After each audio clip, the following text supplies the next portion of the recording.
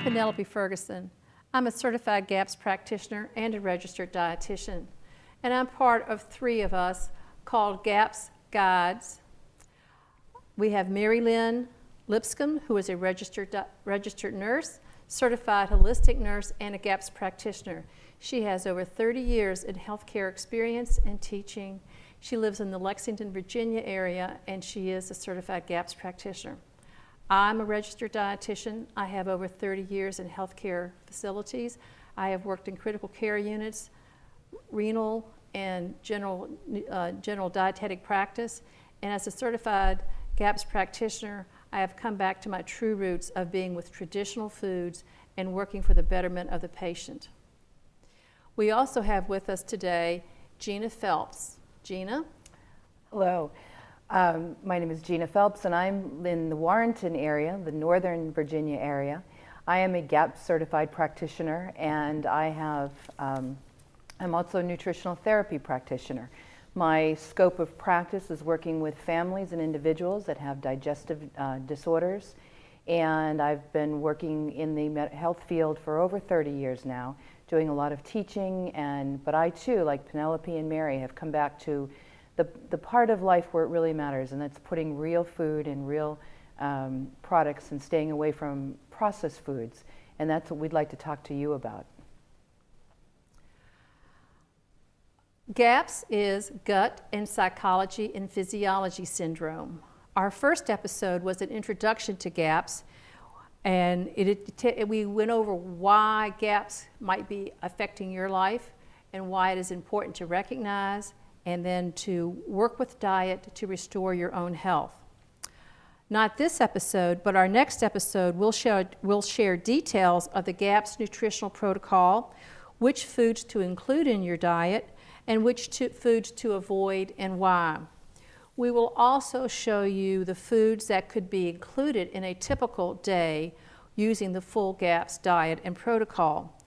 You'll be pleasantly surprised when you learn what foods are encouraged on your diet, and these are traditional foods, home prepared and not processed.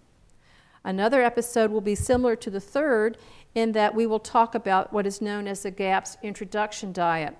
This is the portion of the GAPS protocol used by people who have severe food intolerances, digestive issues, or neurological problems such as autism or other neuromuscular problems.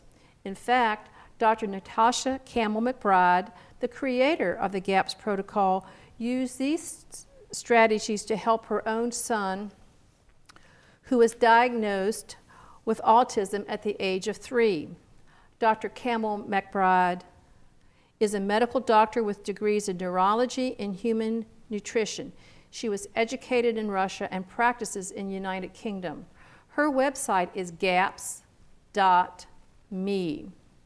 Dr. Campbell-McBride's practice and her popularity around the world became such that she decided to come to the United States in the year 2011 and train healthcare professionals to carry out her protocols.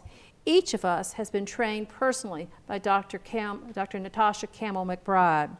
In this episode, we will be demonstrating how to make 2 powerful healing foods, stock and bone broth. The 5th episode will be about detoxification of environmental and food items. This is important in the aspect of the healing protocol. And you will learn a lot about how to avoid environmental toxins and how to gently detoxify the body in order to minimize the symptoms that often go along with detoxification, such as die-off. We will be doing a live demonstration of juicing and making what is known as a GAPS milkshake. And finally, each of your GAPS guide will prepare one of their favorite healing foods in the 6 episodes and tell you why this food is important in healing the lining of your gut, your GI tract, and rebalancing the gut flora.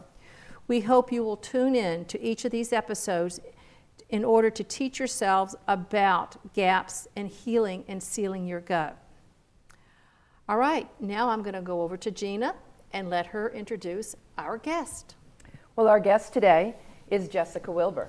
Hi, Jess. Hello. Thank you for joining us. Welcome. Jessica has been a friend that we've gotten to know over the last 1.5 to 2 years, and she has a story of her GAPS journey.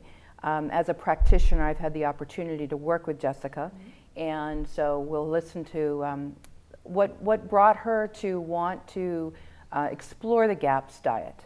So Jess, could you give us some history of your family, how many in your family, and how you came to this decision of becoming a GAPS family? Okay. Well, it is myself and my husband and my 2 children. And we started off with my son, who is my youngest, and he, from birth, had many issues, behavioral issues, sleeping issues, unexplained low iron, his bowel movements were terrible, he spit up constantly, et cetera, et cetera. He was very difficult.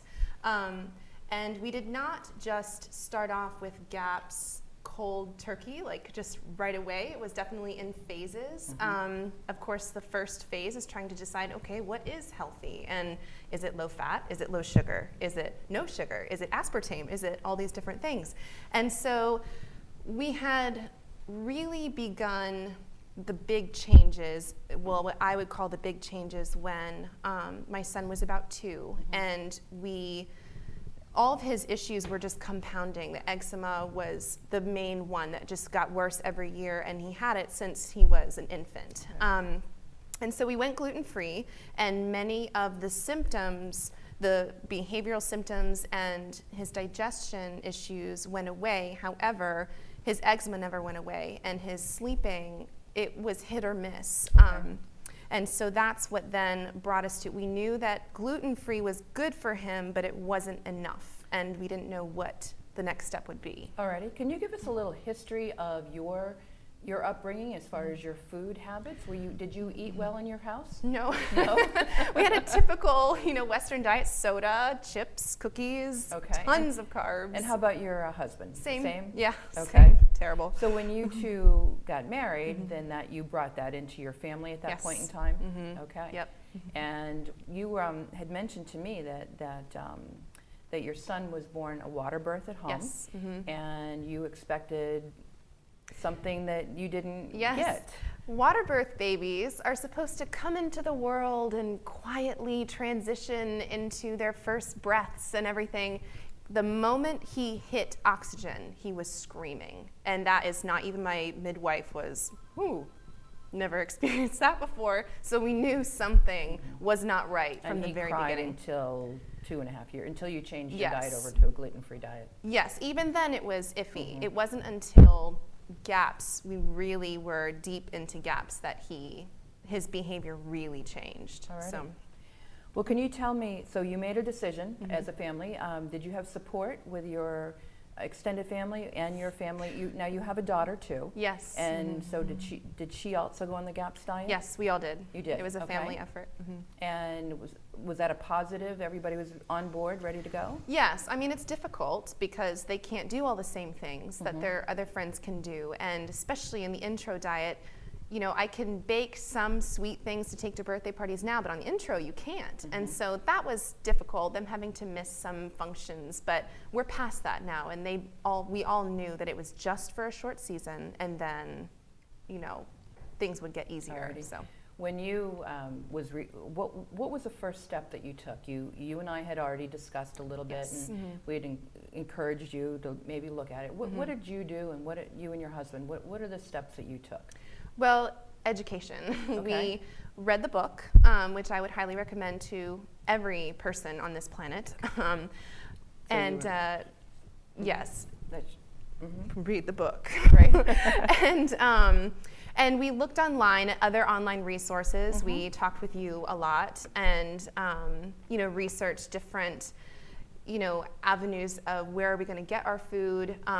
We live in a place, fortunately in Virginia, that we're able to find good wholesome food and have a raw cow milk share and things like that, where I know other places you can't do that.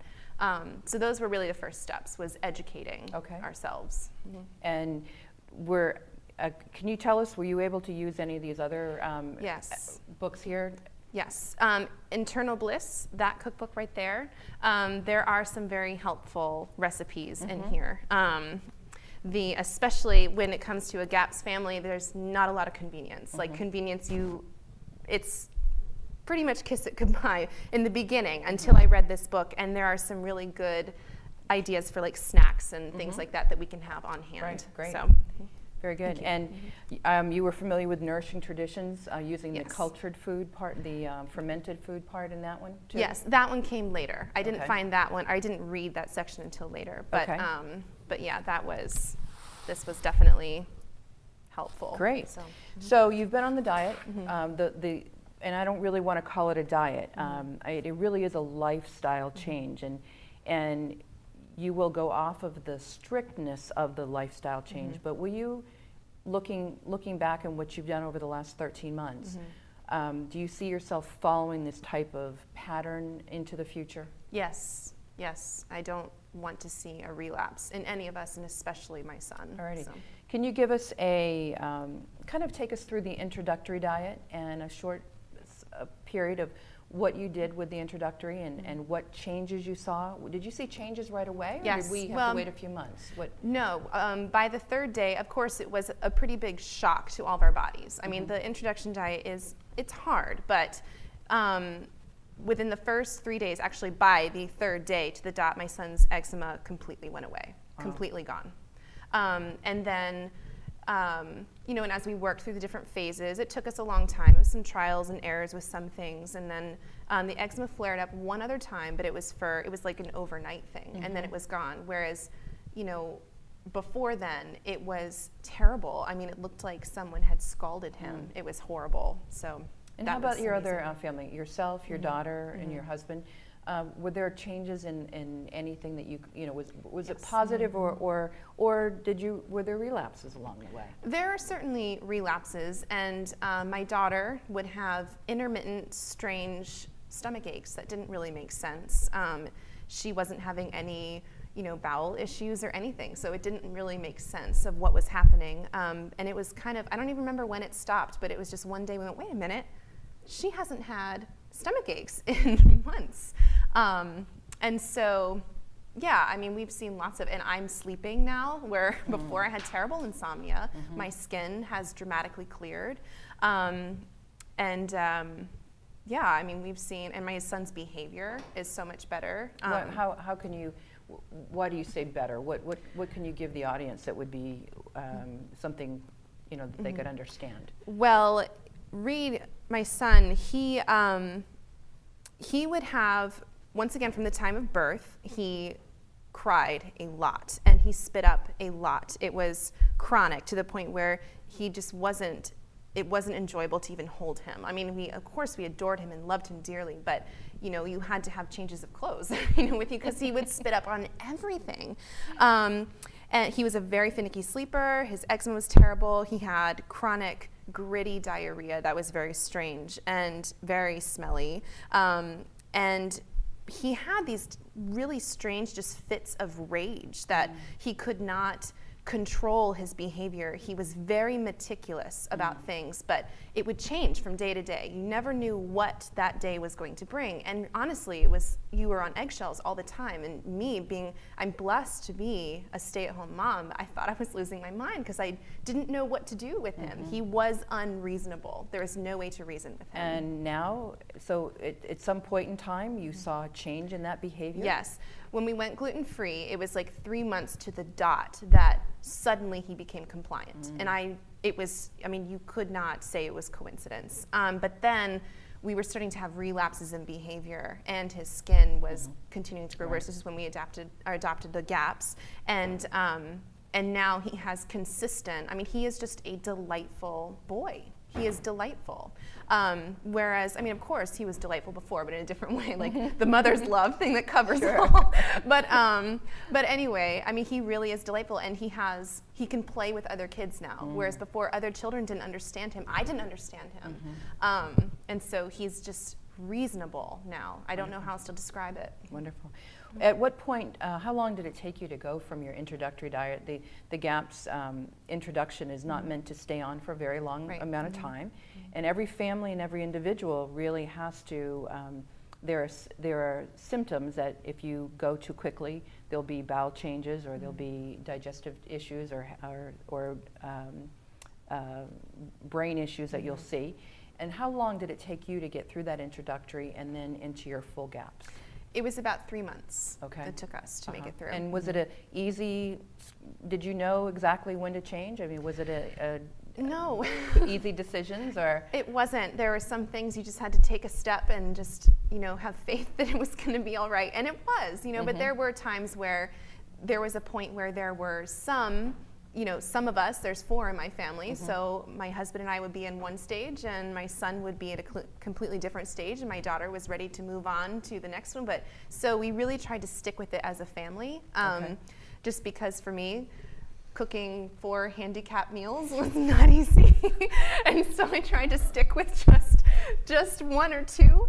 And so, but no, I mean, it's a challenge. It's definitely the GAPS intro challenge. Alrighty. So 3 months, you're on full GAPS at that point. So life became wonderful, changed, everything was perfect. No.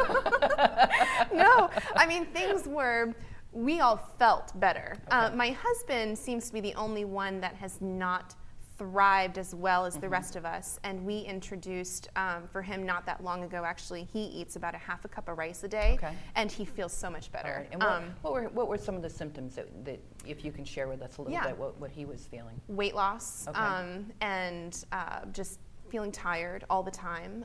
He has a strange rash on his chest that just wasn't going away, and so we were just wondering, shouldn't GAPS be taking care of this, or does he need something extra? So, and some swollen joints and things like that. Okay. So he's still working towards that now. Yeah, and that's the thing to remember. This is not, you can go through this protocol and it's 1.5 to 2 years, but with kids, they heal so much faster. Whereas us adults, I mean, I have 27 years of damage that I'm repairing. He has 26 years of damage, whereas my son had, 3, 4, will heal so much faster than us. Absolutely, absolutely. Well, can you tell us, part of the GAPS protocol is using obviously the diet changes, but it's also using supplementation if necessary. Did you do any supplementation with your family? Yes, we did we are currently on the fermented cod liver oil and probiotics. And the probiotics. BioCult, yeah. Okay, great. And did you see any changes for, was that a positive? Could you tell some changes using that? Yes, I could definitely tell. The cod liver oil, maybe not quite as much, but the probiotics, definitely we noticed a difference in our digestion. Okay, great. And also the detoxification. What types of things did you do for your family using the detox? We took detox baths every night, and we've slacked off a little on that, but we're trying to kick that back up. In the summertime, it's hard to take hot baths every night. Right. But no, we did baking soda, apple cider vinegar, Epsom salts, and seaweed powder. Oh, attractive. It was like a pond and smelled like one too. But my skin was so silky smooth when we were done. So anyway, that's what we did. Wonderful, very good. Now, again, this is 13 months into this.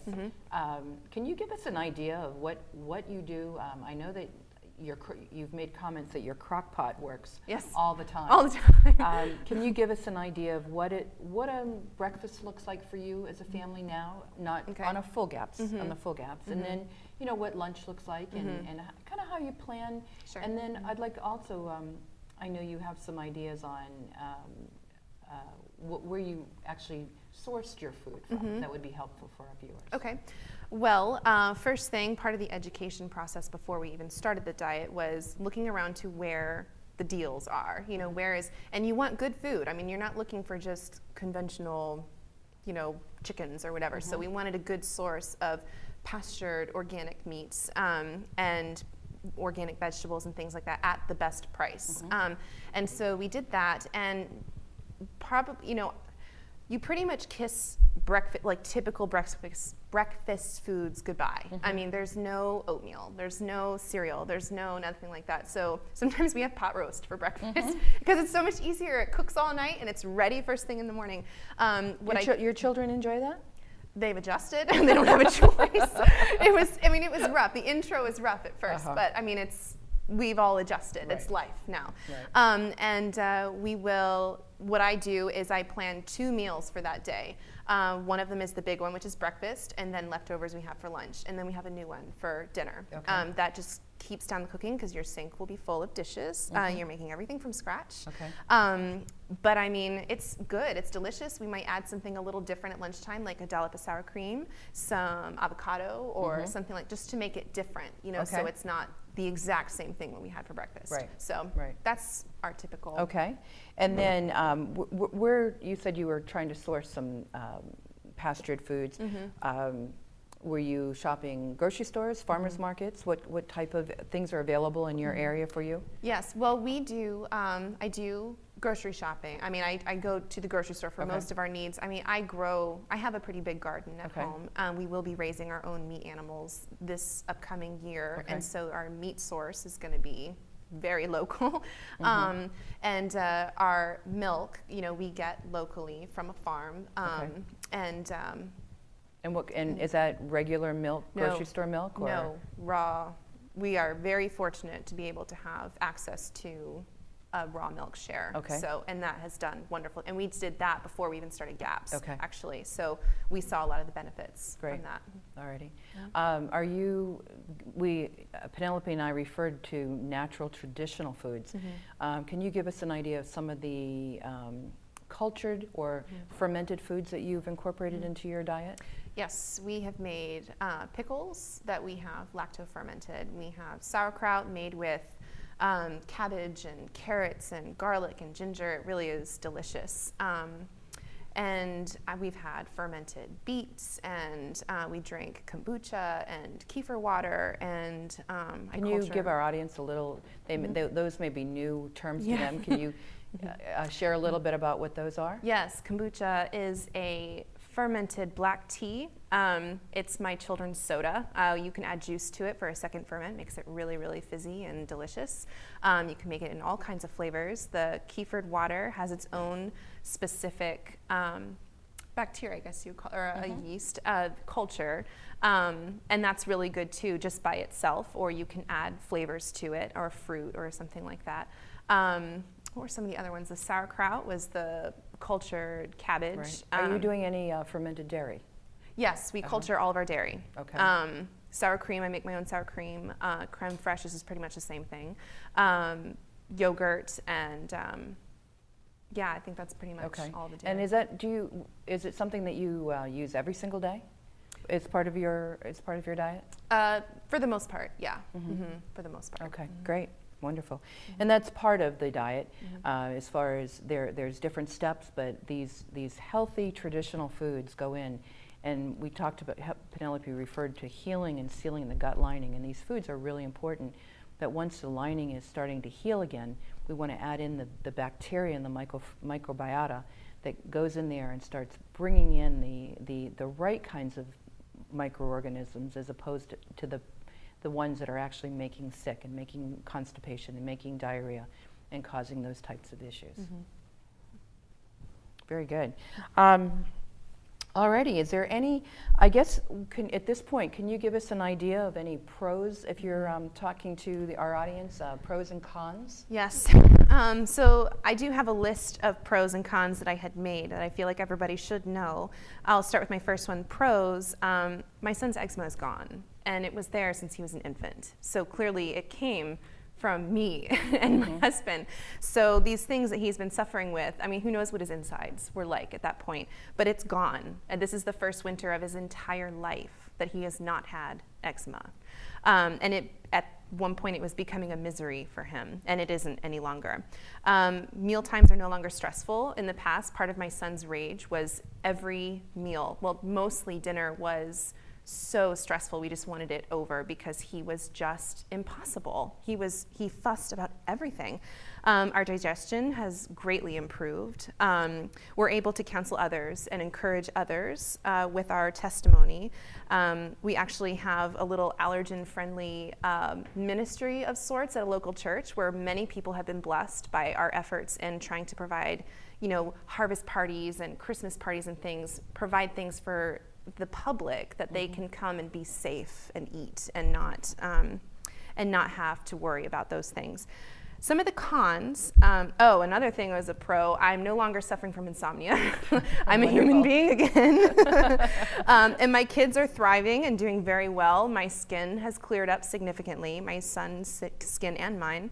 Some of the cons, most friends and families don't understand, and that's a very, very difficult thing.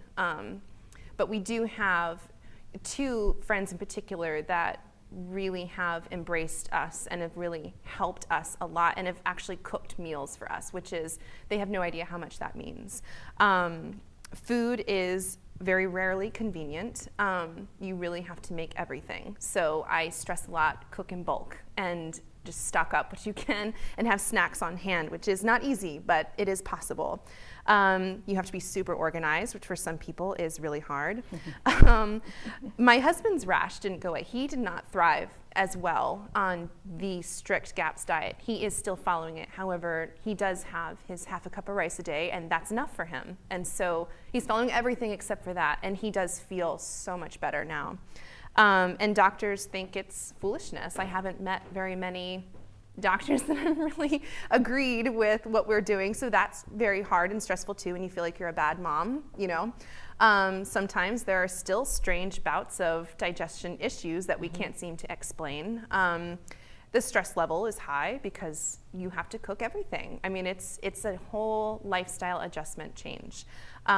Vacationing is a bit more difficult. I mean, just all those things that comes with having to just eat completely different. So if you could leave us with one positive thing, what would you like to share with us today?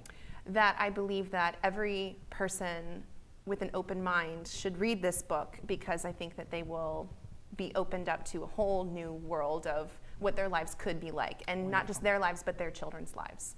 So. Wonderful. Well, Jessica, thank you so much for sharing with us today. It was a wonderful time, just flew right by.